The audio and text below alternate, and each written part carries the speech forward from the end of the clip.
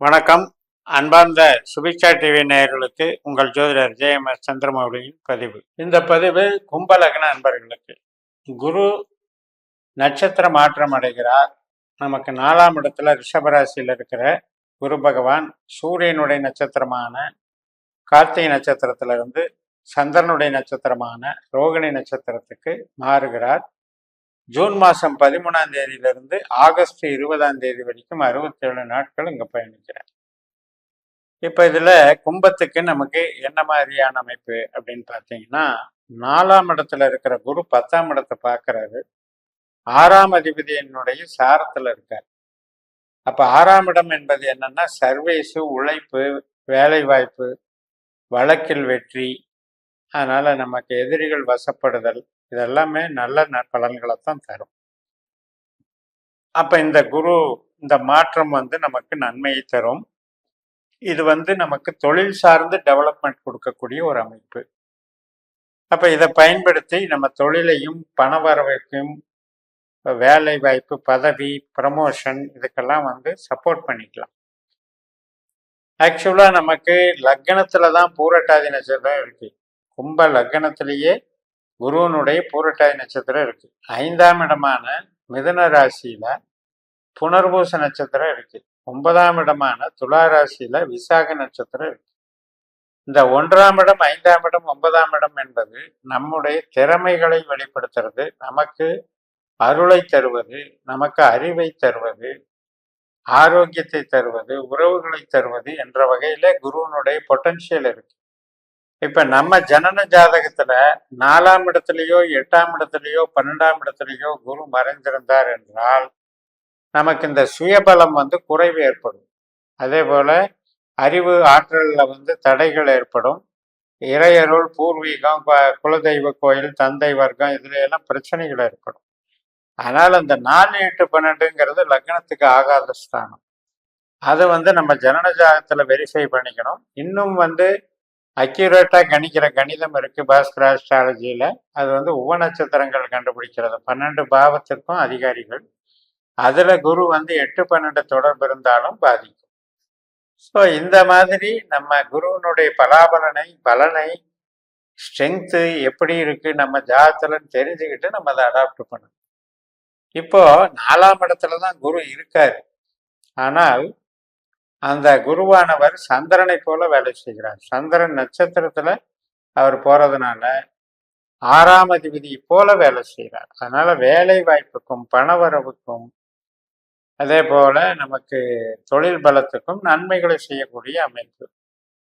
அதே சந்திரன் நம்ம ஜனன ஜாதகத்துல 8ஆம் இடத்துல இல்லாமல் இருந்தால், 12ஆம் இடத்துல இல்லாமல் இருந்தால் அது இன்னும் கொஞ்சம் இந்த பவர்ஃபுல்லா வேலை செய்யும், நன்மைகளை தரும்.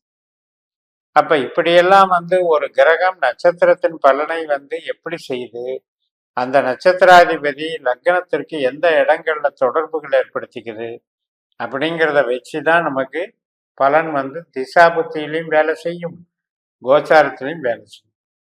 அடிப்படை கொடுப்பினை என்று இருக்கு. 12 பாவங்களுக்கும் கொடுப்பினைன்னு இருக்கு. அதுல இருக்கிற கொடுப்பினை தான் திசாபுத்தியிலையும் கோச்சாரத்திலையும் வேலை செய்யும்.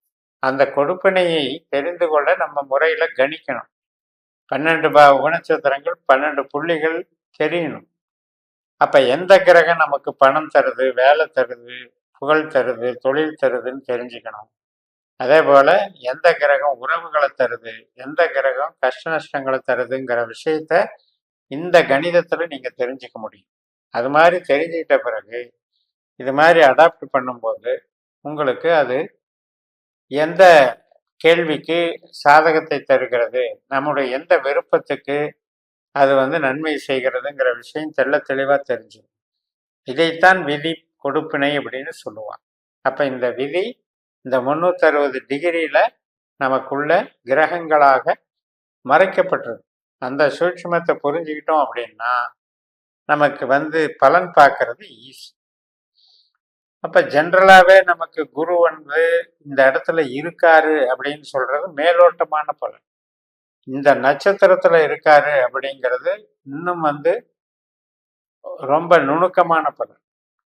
அதையும் விட இன்னும் அக்யூரேட்டான பலன்னா உபநட்சத்திரத்தில் எந்த உபநட்சத்திரத்தில் இருக்காருன்னு பார்க்கணும். ஒவ்வொரு கிரகமும் ஒரு நட்சத்திரத்திலையும் ஒரு உபநட்சத்திரத்திலையும் இருக்கும்.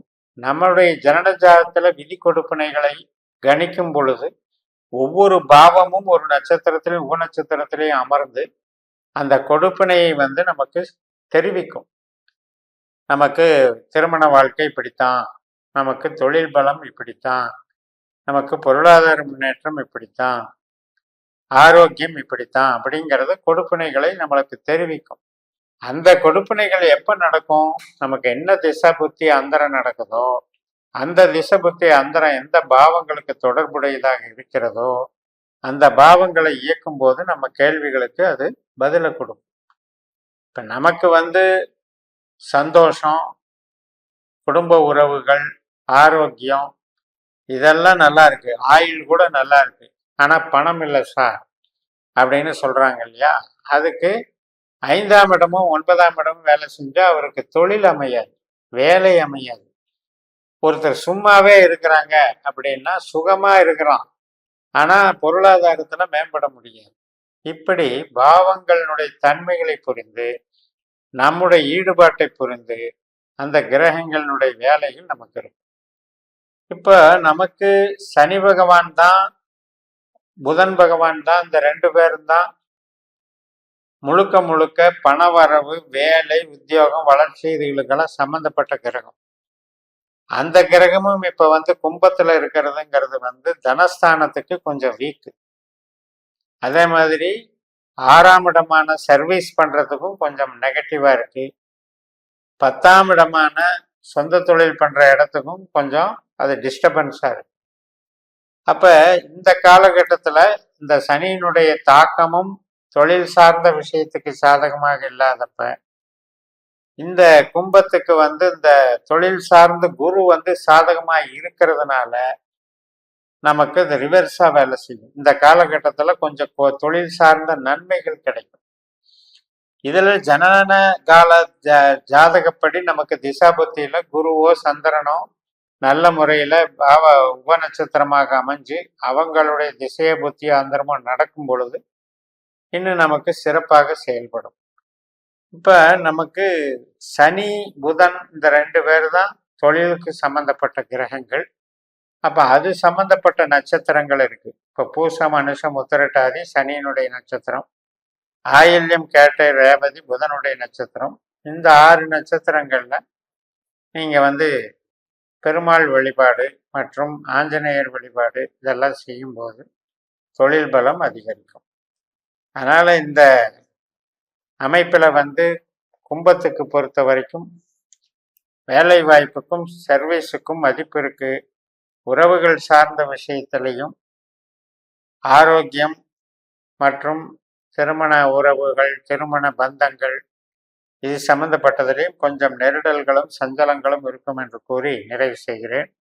இந்த சேனலை சப்ஸ்கிரைப் பண்ணி ஷேர் பண்ணுங்க. உங்கள் தனிப்பட்ட ஜாதக பலாபலன்களை என்னுடைய வாட்ஸ்அப் நம்பரில் தொடர்பு கொண்டு பலன் பெறுங்கள். உங்களிடமிருந்து விடைபெறுகிறேன். உங்கள் JMS. நன்றி, வணக்கம்.